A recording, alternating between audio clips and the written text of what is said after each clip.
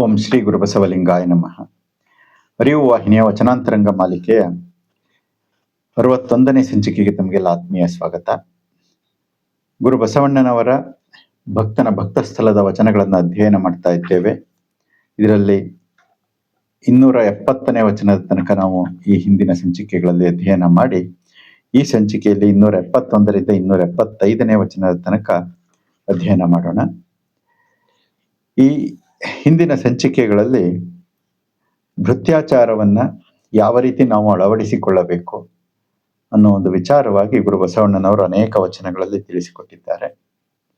ಹಾಗೆ ಪ್ರತಿಯೊಂದು ವಚನವೂ ಕೂಡ ಒಂದೊಂದು ಆಚಾರವನ್ನ ನಮಗೆ ತಿಳಿಸ್ತಾ ಇದೆ. ಕೆಲವು ಭೃತ್ಯಾಚಾರವನ್ನ ಹೇಳ್ತವೆ, ಇನ್ ಕೆಲವು ಸದಾಚಾರ, ಇನ್ ಕೆಲವು ಶಿವಾಚಾರ, ಇನ್ ಕೆಲವು ಗಣಾಚಾರ, ಹೀಗೆ ಹಲವು 5 ಆಚಾರಗಳು, ಪಂಚಾಚಾರಗಳು ಅಂತ ಏನಿದೆ, 5 ಆಚಾರಗಳನ್ನ ಒಂದೊಂದು ವಚನಗಳಲ್ಲಿ ಆಯಾ ವಚನದಲ್ಲಿ ಆ ರೀತಿ ಹೇಳ್ತಾ ಹೋಗ್ತಾರೆ. ನಾವು ಅದನ್ನ ಗುರುತಿಸ್ಕೋಬೇಕು, ಇದು ಯಾವ ಆಚಾರಕ್ಕೆ ಸಂಬಂಧಪಟ್ಟ ಒಂದು ವಚನ ಅಂತ. ಆ ವಚನವನ್ನ ನೋಡಿದ್ರೆ ನಮ್ಗೆ ಗೊತ್ತಾಗುತ್ತೆ. ಆ ಹಿನ್ನೆಲೆಯಲ್ಲಿ ಈಗ 271ನೇ ವಚನವನ್ನ ನೋಡೋಣ. ಉದಯಾಸ್ತಮಾನವೆನ್ನ ಬೆಂದ ಬಸುರಿಂಗೆ ಕುದಿಯಲಲ್ಲದೆ ನಿಮ್ಮ ನೆನೆಯಲು ತೆರಹಿಲ್ಲಯ್ಯ. ಎಂತೋ ಲಿಂಗ ತಂದೆ ಎಂತಯ್ಯ ಎನ್ನ ಪೂರ್ವ ಲಿಖಿತ. ಬೆರಣಿಯನಾಯಲಲ್ಲದೆ ಅಟ್ಟುಣ್ಣ ತೆರಹಿಲ್ಲೆನಗೆ ನೀ ಕರುಣಿಸು ಕೂಡಲ ಸಂಗಮ ದೇವ. ಈ ವಚನದಲ್ಲಿ ಏನ್ ಹೇಳ್ತಾ ಇದ್ದಾರೆ ಅಂದ್ರೆ, ಉದಯಾಸ್ತಮಾನವೆನ್ನ ಬೆಂದ ಬಸುರಿಂಗೆ ಕುದಿಯಲಲ್ಲದೆ, ಉದಯ ಅಸ್ತಮಾನ, ಬೆಳಿಗ್ಗೆ ಸಂಜೆ ಅಥವಾ ಬೆಳಿಗ್ಗೆಯಿಂದ ಸಂಜೆ ತನಕ ಈ ರೀತಿಯಾಗಿ ಬೆಂದ ಬಸುರಿಂಗೆ ಕುದಿಯಲಲ್ಲದೆ. ಬೆಂದ ಬಸುರಿಂಗೆ ಅಂತಂದ್ರೆ ಹಸಿದ ಹೊಟ್ಟೆ, ಇದನ್ನ ತುಂಬಿಸ್ಕೊಳ್ಳೋದಕ್ಕೋಸ್ಕರ ನಾವು ಕುದಿತಾ ಇದ್ದೇವೆ. ಅಂದ್ರೆ ನಮ್ಮ ನಿತ್ಯ ಜೀವನದಲ್ಲಿ ಈ ಹೊಟ್ಟೆ ತುಂಬಿಸ್ಕೊಳ್ಳೋಕೋಸ್ಕರನೇ ನಾವು ಕಾರ್ಯನಿರತವಾಗಿದ್ದೀವಿ. ಯಾವ ರೀತಿ ಕಾರ್ಯನಿರತವಾಗಿದ್ದೀವಿ ಅಂದ್ರೆ, ಕಾಯಕ ಮಾಡ್ತಾ ಇಲ್ಲ. ಕಾಯಕ ಅಂತಂದ್ರೆ ನಾವು ಸತ್ಯ ಶುದ್ಧವಾಗಿರ್ಬೇಕು. ಆದ್ರೆ ಇಲ್ಲಿ ಸತ್ಯ ಶುದ್ಧ ಎರಡನ್ನೂ ತೆಗೆದುಹಾಕ್ಬಿಟ್ಟು ನಾವು ನಿರ್ವಂಚಕತ್ವದಿಂದ ದುಡಿಮೆಯನ್ನ ಮಾಡ್ತಾ ಇಲ್ಲ, ಅನ್ಯ ಮಾರ್ಗದಿಂದ ದುಡಿಮೆಯನ್ನ ಮಾಡ್ತಾ ಇದ್ದೀವಿ. ಸುಳ್ಳು ಹೇಳೋದು, ವಂಚನೆ ಮಾಡೋದು, ಯಾವುದೋ ರೀತಿಯಿಂದ ಪ್ರತಿಯೊಂದು ಕ್ರಿಯೆಯಲ್ಲಿ ಇವು ನಮ್ಮಲ್ಲಿ ಹಾಸು ಹೊಕ್ಕಾಗಿ ಸೇರ್ಕೊಬಿಟ್ಟಿದ್ದಾವೆ. ಹಾಗಾಗಿ ಬೆಂದ ಬಸುರಿಂಗೆ ಕುದಿಯಲಲ್ಲದೆ, ಆ ಹೊಟ್ಟೆ ತುಂಬಿಸ್ಕೊಳ್ಳೋಕೋಸ್ಕರ, ಹೊಟ್ಟೆ ಬಟ್ಟೆ ಇದಕ್ಕೋಸ್ಕರ, ಆಸೆ ಆಮಿಷಗಳಿಗೋಸ್ಕರ ನಾವು ಕುದಿತಾ ಇದ್ದೇವೆ. ಅದಕ್ಕೆ ಆ ಕುದಿಯೋದು ಯಾಕೆ ಅಂತ ಉಪಯೋಗಿಸಿದಾರೆ ಪದ ಅಂತಂದ್ರೆ, ಅದರಲ್ಲಿ ಸತ್ಯ ಇಲ್ಲ ಅಂತ. ಸುಳ್ಳು, ವಂಚನೆ ಈ ತರದ್ದೆಲ್ಲ ಸೇರ್ಕೊಂಡಿರೋದ್ರಿಂದ ಅದು ಸತ್ಯ ಇಲ್ಲದೆ ಇರುವಂತ ವಿಚಾರ. ಮುಂದೆ ಹೇಳ್ತಾರೆ, ನಿಮ್ಮ ನೆನೆಯಲು ತೆರಹಿಲ್ಲಯ್ಯ. ಇದರಲ್ಲಿ ನಾನು ತಲ್ಲೀನನಾಗಿದ್ದೇನೆ ಹೊರತು ನಿಮ್ಮ ನೆನೆಯಲು ತೆರಹಿಲ್ಲಯ್ಯ. ನಿಮ್ಮ ನೆನೆಯೋದು ಅಂದ್ರೆ ಏನು? ಸತ್ಯ ಸದಾಚಾರವನ್ನ ನನ್ನ ಜೀವನದಲ್ಲಿ ಅಳವಡಿಸಿಕೊಂಡು ಲಿಂಗಮುಖವಾಗಿ ಸಾಗುವುದು. ಲಿಂಗಮುಖವಾಗಿ ಸಾಗುವುದು ಅಂದ್ರೆ ಅದೇ ಸತ್ಯದ ಕಡೆಗೆ ಹೆಜ್ಜೆಯನ್ನ ಹಾಕುವುದು. ಅದಕ್ಕೆ ಸಮಯ ಇಲ್ಲ ನನಗೆ. ಆ ವಿಚಾರಗಳನ್ನ ತನ್ನನ್ನ ಕುರಿತು, ಅಂದ್ರೆ ಇಲ್ಲಿ ತೆರಹಿಲ್ಲಯ್ಯ ಅಂತಂದ್ರೆ ಸಮಯ ಇಲ್ಲ ಅಂತ. ಏನು ನಿಮ್ಮ ನೆನೆಯಲು ಅಂತಂದ್ರೆ ತನ್ನನ್ನ ತಾನು ನಿರೀಕ್ಷಣೆ ಮಾಡಿಕೊಳ್ಳಲು. ಪ್ರತಿಯೊಬ್ಬ ವ್ಯಕ್ತಿ ಸುಮ್ಮನೆ ಯಾವ್ದೋ ಕೆಲಸ ಮಾಡ್ತಾ ಇರ್ತಾನೆ, ಕೈಯಲ್ಲಿ ಮಣಿ ಹಿಡ್ಕೊಂಡು ಸುಮ್ಮನೆ ಹಿಂಗೆ ಎಣಿಸ್ತಾ ಇರ್ತಾರೆ, ನಾವು ನೋಡಿದ್ದೀವಿ. ಹಾಗೆ ಮಣಿಯನ್ನ ದಿನವೆಲ್ಲ ಎಣಿಸಿದ್ರೆ ಏನು ಪ್ರಯೋಜನ ಇಲ್ಲ. ತನ್ನನ್ನ ತಾನು ಅರಿಯಬೇಕು ಅಂತ. ಅಂದ್ರೆ ನನ್ನಲ್ಲಿ ಇರುವ ಅವಗುಣಗಳು ಏನು ಅನ್ನೋದನ್ನ ಮೊದಲು ನಾವು ಇಣುಕಿ ನೋಡ್ಕೋಬೇಕು ಒಳಗಡೆ. ಆಮೇಲೆ ಅವುಗಳನ್ನ ಸರಿ ಮಾಡುವ ಒಂದು ಪ್ರಕ್ರಿಯೆಯಲ್ಲಿ, ಪ್ರಯತ್ನದಲ್ಲಿ ತೊಡಗಿಸ್ಕೋಬೇಕು ಅಂತ. ಅದೇ ನಿಮ್ಮ ನೆನೆಯಲು ತೆರಹಿಲ್ಲಯ್ಯ. ತನ್ನನ್ನ ಯಾವ ವ್ಯಕ್ತಿ ತನ್ನನ್ನ ತಾನು ಅರಿಲಿಕ್ಕೆ ಪ್ರಯತ್ನ ಪಡ್ತಾನೆ, ಅವನು ವಿಶ್ವವನ್ನ ಅರಿತ ಹಾಗೆ ಆಗುತ್ತೆ. ಎಂತೋ ಲಿಂಗ ತಂದೆ ಎಂತಯ್ಯ ಎನ್ನ ಪೂರ್ವ ಲಿಖಿತ ಅಂತ ಹೇಳ್ತಾ ಇದ್ದಾರೆ.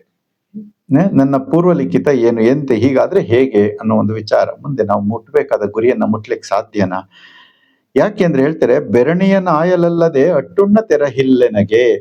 ನಮ್ಮ ಜೀವನ ಈಗ ಅಡಿಗೆ ಮಾಡ್ಲಿಕ್ಕೆ ಅಂತ ಬೆರಣಿಯನ್ನ ಆಯ್ಕೊ ಬರ್ತಾ ಇದ್ರು ಹಿಂದೆ.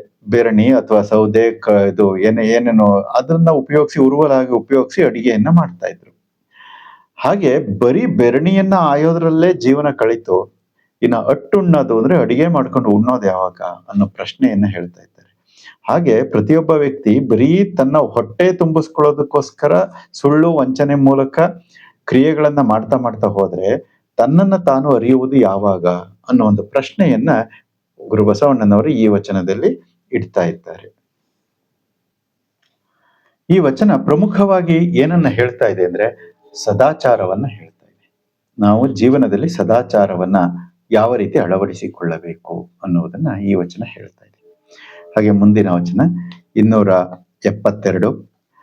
ತಾಮಸ ಮುಸುಕಿ ಕಂಗಳ ಕೆಡಿಸಿತ್ತೆನ್ನ ಭಕ್ತಿ, ಕಾಮವೆಂಬ ಅಗ್ನಿಗೆ ಮುರಿದಿಕ್ಕಿತ್ತೆನ್ನ ಭಕ್ತಿ, ಉದರಕ್ಕೆ ಕುದಿ ಕುದಿದು ಮುಂದುಗೆಡಿಸಿತ್ತೆನ್ನ ಭಕ್ತಿ, ಇದರನಾಶ್ರಯಿಸಲು ಹೋಯಿತ್ತೆನ್ನ ಭಕ್ತಿ, ಹೆಣಮೂಳನು ನಾನು ಕೂಡಲ ಸಂಗಮ ದೇವ, ಕ್ಷಣ ಹದುಳವಿರದೆ ಬಾಯ ಟೊಣೆದು ಹೋಯಿತ್ತೆನ್ನ ಭಕ್ತಿ.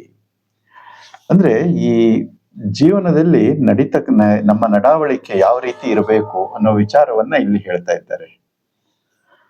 ತಾಮಸ ಮುಸುಕಿ ಕಂಗಳ ಕೆಡಿಸಿತ್ತೆನ್ನ ಭಕ್ತಿ ಅಂದ್ರೆ ಕಣ್ಣಿನ ಮುಂದೆ, ಅಂದ್ರೆ ಕಣ್ಣು ಕಿವಿ ಯಾವುದೇ ಇರಲಿ, ಈ ಅಂಗಗಳು ಪಂಚೇಂದ್ರಿಯಗಳು ಕಾರ್ಯನಿರ್ವಹಿಸಬೇಕು ಅಂದ್ರೆ ಅದಕ್ಕೆ ಮನಸ್ಸು ಮುಖ್ಯವಾಗಿರುತ್ತೆ.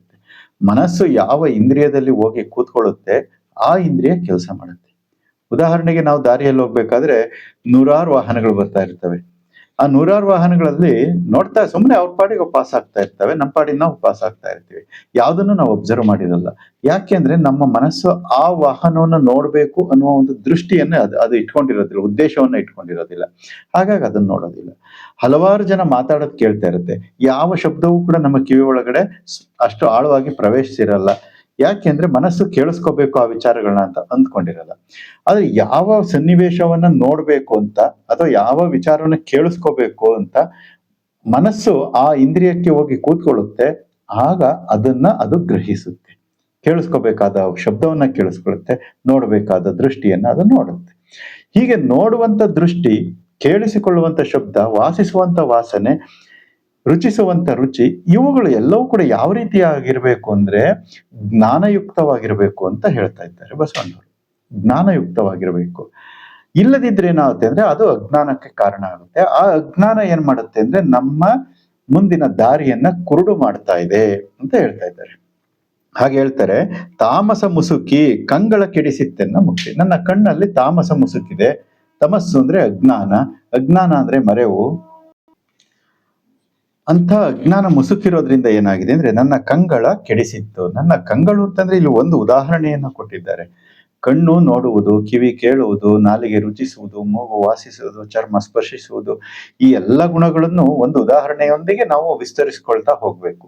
ಅಂದ್ರೆ ಇವೆಲ್ಲ ಪಂಚೇಂದ್ರಿಯಗಳಿಗೂ ಸಂಬಂಧಪಟ್ಟಿರುವಂತ ವಿಚಾರವೇ. ಹಾಗಾಗಿ ಇವನ್ನ ನಮ್ಮ ಬಯಕೆಗಳು ಈ ಅಜ್ಞಾನಯುಕ್ತವಾದ ಮನಸ್ಸನ್ನ ಮುಂದಿಟ್ಟುಕೊಂಡು ಬಯಕೆಗಳನ್ನ ಈಡೇರಿಸ್ಕೊಳಕ್ ಹೋದಾಗ ನಮ್ಮದು ಏನಾಗ್ತದೆ, ತಮಸ್ಸು ನಮ್ಮಲ್ಲಿ ಗಾಢವಾಗಿದೆ ಅಂತ ಅರ್ಥ. ಅದರಿಂದ ಸಾಧನೆ ಮಾಡ್ಲಿಕ್ಕೆ ಯಾವ ಸಾಧನೆಯೂ ಆಗೋದಿಲ್ಲ. ಕಾಮವೆಂಬ ಅಗ್ನಿಗೆ ಮುರಿದಿಕ್ಕಿತ್ತೆನ್ನ ಭಕ್ತಿ. ಕಾಮ ಅಂತಂದ್ರೆ ಏನು? ಬಯಕೆಗಳು. ಯಾವ ರೀತಿ ಬಯಕೆಗಳು? ಮನಸ್ಸು ಏನೇನೆಲ್ಲ ಕಂಡು ಬಯಸುತ್ತಲ್ಲ ಅದೆಲ್ಲವೂ ಕೂಡ ಬಯಕೆಗಳೇ ಕಾಮ. ಅಂಥ ಕಾಮಕ್ಕೆ ಅಂದ್ರೆ ಎಲ್ಲವನ್ನ ಬಯಸ್ತಾ ಏನ್ ಮಾಡ್ತಾ ಇದೆ? ಅದು ಕೂಡ ಅಜ್ಞಾನದ ಪರಮಾವಧಿ. ಎಲ್ಲವನ್ನ ಬಯಸೋದು ಕೂಡ ಅಜ್ಞಾನದ ಪರಮಾವಧಿ. ಉದರಕ್ಕೆ ಕುದಿ ಕುದಿದು ಮುಂದುಗೆಡಿಸಿತ್ತೆನ್ನ ಭಕ್ತಿ. ಉದರಕ್ಕೆ ಕುದಿ ಕುದಿದು ರುಚಿ ಹೊಟ್ಟೆ ತುಂಬಿದ್ರೆ ಸಾಕು ಅನ್ನೋ ಒಂದು ಭಾವನೆ ಇರೋದಿಲ್ಲ. ರುಚಿಗಳು ಮತ್ತೆ ಅದು ಬೇಕು, ಇದು ಬೇಕು, ಅಂಥ ರುಚಿ ಬೇಕು, ಇಂಥ ರುಚಿ ಬೇಕು, ಅಂತ ಊಟ ಮಾಡ್ಬೇಕು, ಇಂಥ ಏನು ಬಯಕೆಗಳು. ಅದರಿಂದ ಏನಾಗ್ತಾ ಇದೆ? ಅದಕ್ಕೆ ಕುದಿದು ನನ್ನ ಭಕ್ತಿ ಹಾಳಾಯ್ತು. ಭಕ್ತಿ ಅಂತಂದ್ರೆ ಏನು? ಮಾಡುವ ಸತ್ಕ್ರಿಯೆ ಸದಾಚಾರಗಳು ಅಂತ. ಇದಿರನ್ನ ಆಶ್ರಯಿಸಲು ಹೋಯಿತೆನ್ನ ಭಕ್ತಿ. ಇದೆಲ್ಲವನ್ನು ಮಾಡೋಕೆ ಏನ್ ಮಾಡ್ತಾ ಇದೆ? ಇದಿರನ್ನ ಆಶ್ರಯಿಸಲು ಹೋಯಿತೆನ್ನ ಭಕ್ತಿ. ಮತ್ತೆ ಇನ್ನೊಬ್ಬರನ್ನ ಓಲೈಸ್ಕೊಂಡು ಅವರ ಕಡೆಯಿಂದ ಏನಾದ್ರೂ ನಮಗೆ ಸಹಾಯ ಆಗುತ್ತಾ ಅನ್ನೋ ಒಂದು ಹೀನ ಸ್ಥಿತಿ. ಅಂಥದಕ್ಕೆ ಯಾರು ಸತ್ಯ ಸದಾಚಾರಿಗಳಾಗಿರ್ತಾರೆ ಅವರು ಯಾರನ್ನು ಕೂಡ ಆಶ್ರಯಿಸ್ಲಿಕ್ಕೆ ಹೋಗೋದಿಲ್ಲ. ಯಾಕೆಂದ್ರೆ ನಮಗೆ ಕಾಯಕದಲ್ಲಿ ನಿರತನಾದಾಗ ಎಲ್ಲವೂ ಕೂಡ ತನ್ನಿಂದ ತಾನೇ ಲಭ್ಯವಾಗ್ತಾ ಇದೆ. ಹಾಗೆ ಲಭ್ಯ ಆಗದೆ ಇದ್ರೆ ಅದು ಕಾಯಕ ಆಗಿರೋದಿಲ್ಲ ಅನ್ನೋ ಒಂದು ವಿಚಾರ. ಹಾಗಾಗಿ ಇದರನ್ನ ಆಶ್ರಯಿಸ ಹೋಯಿತೆನ್ನ ಭಕ್ತಿ. ಹೆಣಮೂಳನು ನಾನು ಕೂಡಲ ಸಂಗಮ ದೇವ. ಅಂದ್ರೆ ಒಂದು ರೀತಿ ಹೆಣದ ರೀತಿಯಲ್ಲಿ, ಹೆಣಮೂಳನು ಅಂದ್ರೆ ಅದನ್ನ ಹೆಣವನ್ನ 4 ಜನ ಹೊರ್ತಾರಲ್ಲ, ಹಂಗೆ ಇಲ್ಲಿ ಅವ್ರನ್ನ ಆಶ್ರಯಿಸೋದು, ಇವ್ರನ್ನ ಆಶ್ರಯಿಸೋದು, ಇಂದ್ರಿಯಗಳಿಗೆ ದಾಸನಾಗೋದು. ಈ ರೀತಿಯಾಗಿ ಒಂದು ಜಡಕ್ಕೆ, ಹೆಣ ಅಂತಂದ್ರೆ ಏನು? ಜಡ. ನಾವು ಜಡಕ್ಕೆ ಆಸೆ ಪಡ್ತಾ ನಾವು ನಮ್ಮ ಚೈತನ್ಯದ ಜೀವನವನ್ನ ಹಾಳು ಮಾಡ್ಕೊಳ್ತಾ ಇದ್ದೇವೆ. ಕ್ಷಣ ಹದುಳವಿರದೆ ಬಾಯ ಟೊಣೆದು ಹೋಯಿತೆನ್ನ ಭಕ್ತಿ. ಕೆಲವು ಸಂದರ್ಭದಲ್ಲಿ ಏನ್ ಮಾಡ್ತೀವಿ, ನಾವು ಅತಿಯಾಗಿ ಮಾತನಾಡ್ತಾ ಹೋಗ್ತೀವಿ. ಪ್ರಯೋಜನಕ್ಕೆ ಬರದ ಅಪ್ರಯೋಜನಕ ಮಾತುಗಳನ್ನ ಆಡ್ತಾ ಆಡ್ತಾ ನಮ್ಮ ಏನು ಹದುಳವಿರದೆ ಒಳ್ಳೆಯ ಮಾತುಗಳನ್ನ ಆಡದೆ ಬಾಯ ಟೊಣೆದು ಹೋಯಿತೆನ್ನ ಭಕ್ತಿ. ಬಾಯಿಗೆ ಬಂದಂತೆ ಯಾವ್ಯಾವುದೋ ರೀತಿಯ ಮಾತುಗಳನ್ನ ಆಡ್ತಾ ನಮ್ಮ ಜೀವನವನ್ನ ವ್ಯರ್ಥ ಮಾಡ್ಕೊಳ್ತಾ ಇದ್ದೀವಿ. ಅಂದ್ರೆ ಮಾಡುವ ಮಾತು ಜ್ಞಾನಯುಕ್ತವಾಗಿರ್ಬೇಕು ಅಂತ ವಿಚಾರವನ್ನ ಹೇಳ್ತಾ ಇದ್ದಾರೆ. ಹಾಗಾಗಿ ಇಲ್ಲಿ ಹಿಂದೆ ಇಂದ್ರಿಯಗಳಿರ್ಬೋದು, ಜ್ಞಾನೇಂದ್ರಿಯಗಳಿರ್ಬೋದು, ಕರ್ಮೇಂದ್ರಿಯಗಳಿರ್ಬಹುದು, ಯಾವುದೇ ಇಂದ್ರಿಯಗಳಿದ್ರು ಕೂಡ ಅವುಗಳನ್ನ ನಾವು ಸದುಪಯೋಗವನ್ನ ಪಡಿಸ್ಕೊಳ್ಬೇಕು. ಇಂದ್ರಿಯಗಳನ್ನ, ಅವುಗಳನ್ನ ಯಥಾಸ್ಥಿತಿ ಅವು ಹೆಂಗ್ ಹೋಗ್ತಾವ ಹಂಗೆ ಬಿಟ್ಟು ಬಿಟ್ರೆ ಅವಾಗ ಅವು ನಮ್ಮನ್ನ ಅಧೋಮುಖಕ್ಕೆ ಕರ್ಕೊಂಡು ಹೋಗ್ತವೆ, ಕೆಳಮುಖಕ್ಕೆ ಕರ್ಕೊಂಡು ಹೋಗ್ತವೆ. ಅವು ಮೇಲ್ಮುಖವಾಗಿ ಚಲಿಸ್ಬೇಕು ಅಂದ್ರೆ ನಮ್ಮ ಮನಸ್ಸು ಅವುಗಳನ್ನ ಏನ್ ಮಾಡ್ಬೇಕು, ಪ್ರಸಾದೀಕರಣಗೊಳಿಸ್ಬೇಕು ಅಂತ. ಪ್ರಸಾದೀಕರಣಗೊಳಿಸೋದು ಅಂತಂದ್ರೆ ಅದಕ್ಕೆ ಮುಂದೆ ಲಿಂಗಗಳು ಅಂತ ಬರುತ್ತೆ. ಅಂದ್ರೆ ಪ್ರತಿಯೊಂದು ಸ್ಥಾನದಲ್ಲಿ ಅದನ್ನ ಇಲ್ಲಿ ದೇವರಿದ್ದಾನೆ, ಕಣ್ಣಲ್ಲಿ ಶಿವಲಿಂಗ ಇದೆ ಅನ್ನೋ ಒಂದು ಕಲ್ಪನೆ ಇದನ್ನ ನಾವು ಅಳವಡಿಸ್ಕೋಬೇಕು. ಆಚಾರಲಿಂಗ, ಗುರುಲಿಂಗ, ಶಿವಲಿಂಗ, ಜಂಗಮಲಿಂಗ ಅಂತ ಬರುತ್ತೆ. ಅದು ಬಂದಾಗ ಮುಂದೆ ನೋಡೋಣ. ಹಾಗೆ ಇವುಗಳನ್ನ ನಮ್ಮ ದೇಹದಲ್ಲಿ ಇದೆ ಎಂದು ಭಾವಿಸಿ ಅಳವಡಿಸಿಕೊಳ್ಳೋದ್ರಿಂದ, ನಡೆನುಡಿಯಲ್ಲಿ ಅದನ್ನ ಸೇರಿಸಿಕೊಳ್ಳೋದ್ರಿಂದ ಇಡೀ ಜೀವನ ಪವಿತ್ರಮಯ ಆಗ್ತಾ ಇದೆ ಅನ್ನೋ ಒಂದು ವಿಚಾರವನ್ನ ಗುರುಬಸವಣ್ಣ ಅವರು ಈ ವಚನಗಳಲ್ಲಿ ತಿಳಿಸ್ತಾ ಹೋಗ್ತಾರೆ. ಮುಂದೆ 273ನೇ ವಚನ ಈ ರೀತಿ ಇದೆ. ಏನಿದ್ದಡೊಲ್ಲದು ನಿಮ್ಮ ಅನುಭಾವಕ್ಕೆನ್ನ ಮನವು, ಡಂಬಕನೆಂಬವ ನಾನು ಕಂಡಯ್ಯ, ಕೂಡಲ ಸಂಗಮ ದೇವರ ಪೂಜಿಸಿ ಮಾನವರಾಸೆ ಬಿಡದಾಗಿ. ಇಲ್ಲಿ ಹೇಳ್ತಾ ಇದ್ದಾರೆ, ಏನಿದ್ದಡೊಲ್ಲದು ಅಂದ್ರೆ ಏನಿದ್ರೂ ಕೂಡ, ಏನೇನೆಲ್ಲ ಇದೆ ಆದ್ರೆ ಅದನ್ನ ಒಪ್ಪೋದಿಲ್ಲ ಮನಸ್ಸು, ಅದು ಬೇಡ ಅಂತ ಹೇಳ್ತಾ ಇದೆ. ಅಂದ್ರೆ ಯಾವ ವಿಚಾರ ಹೇಳ್ತಾ ಇದ್ದಾರೆ ಇಲ್ಲಿ? ಒಳ್ಳೆಯ ವಿಚಾರಗಳು. ಒಳ್ಳೆಯ ವಿಚಾರಗಳು ಎಷ್ಟು ನಮ್ಮ ಸುತ್ತ ಬೇಕಾದಷ್ಟು ಇರ್ತವೆ, ಆದ್ರೆ ಅದನ್ನ ಒಲ್ಲದು. ನಿಮ್ಮ ಅನುಭಾವಕ್ಕೆ ಎನ್ನ ಮನವು ಒಲ್ಲದು ಅಂದ್ರೆ ಶರಣರ ಅನುಭಾವಕ್ಕೆ, ಶರಣರ ಒಡನಾಟಕ್ಕೆ, ಜ್ಞಾನಿಗಳ ಜೊತೆ ಇರೋದಕ್ಕೆ ಒಲ್ಲದು. ಅದನ್ನ ಇಷ್ಟಪಡೋದಿಲ್ಲ ನನ್ನ ಮನಸ್ಸು.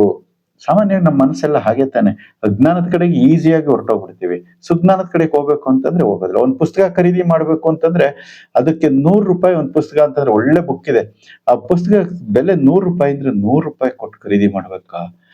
ಸುಮ್ನೆ ಒಂದ್ಸರಿ ಓದಿರ್ ವೇಸ್ಟ್ ಅಲ್ಲ ಪುಸ್ತಕ. ಈ ರೀತಿಯಾಗಿ ಯೋಚನೆ ಮಾಡ್ತೀವಿ. ಅದೇ ₹100 ಕೊಟ್ಟು ಏನಾದ್ರೂ ಬೇರೆ ಏನೋ ಸಿನಿಮಾ ನೋಡ್ಬೇಕು, ₹500 ಒಂದು ಸಿನಿಮಾ ಟಿಕೆಟ್, ನೋ ಪ್ರಾಬ್ಲಮ್, ಆ ಕ್ಷಣದಲ್ಲಿ ಹೊರಟೋಗ್ಬಿಡ್ತೀವಿ.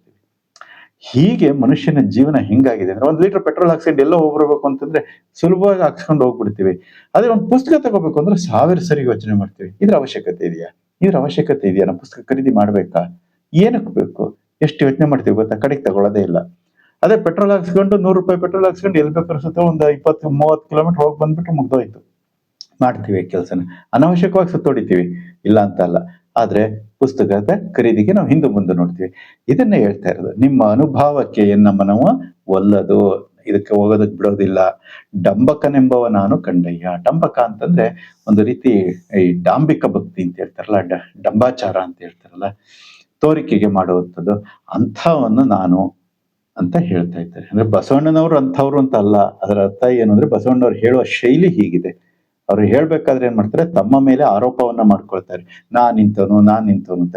ಅದನ್ನ ಹೇಳ್ಬೇಕಾಗಿರೋದು ಯಾರಿಗೆ ಅಂದ್ರೆ ತಮ್ಮ ಅನುಯಾಯಿಗಳಿಗೆ, ಅಥವಾ ಅವರ ವಚನಗಳನ್ನ ನಾವು ಯಾರು ಓದ್ತಾರೋ ಅವ್ರಿಗೆ ಅದು ಅಳವಡಿಕೆ ಅಂತೆ. ನಾವು ಈ ವಚನ ಓದ್ತಾ ಇದ್ದೀನಿ ಅಂದ್ರೆ ಇದು ನನಗೆ ಅಳವಡಿಕೆ ಅಂತ ನಾನು ಓದ್ಬೇಕು. ಬಸವಣ್ಣವ್ರಿಗೆ ಅಳವಡಿಕೆ ಅಂತ ಓದಿದ್ರೆ ನಮಗೆ ವಚನ ಏನೂ ಅರ್ಥ ಆಗೋದಿಲ್ಲ. ಹಂಗಾಗಿ ಇವತ್ತೇನಾಗಿದೆ ಅಂತಂದ್ರೆ ಬಸವಣ್ಣನವ್ರನ್ನ ತಾಲಿಬಾನಿಗಳು ಅಂತ ಕರೆದು ಏನೇನೋ ಮಾಡ್ತಾರ ಅಂತ ವಿಚಾರ ಯಾಕೆ ಬರ್ತಾ ಇದೆ ಅಂದ್ರೆ ವಚನಗಳನ್ನ ಸರಿಯಾಗಿ ಅರ್ಥ ಮಾಡ್ಕೊಳ್ತಿರೋದಕ್ಕೆ.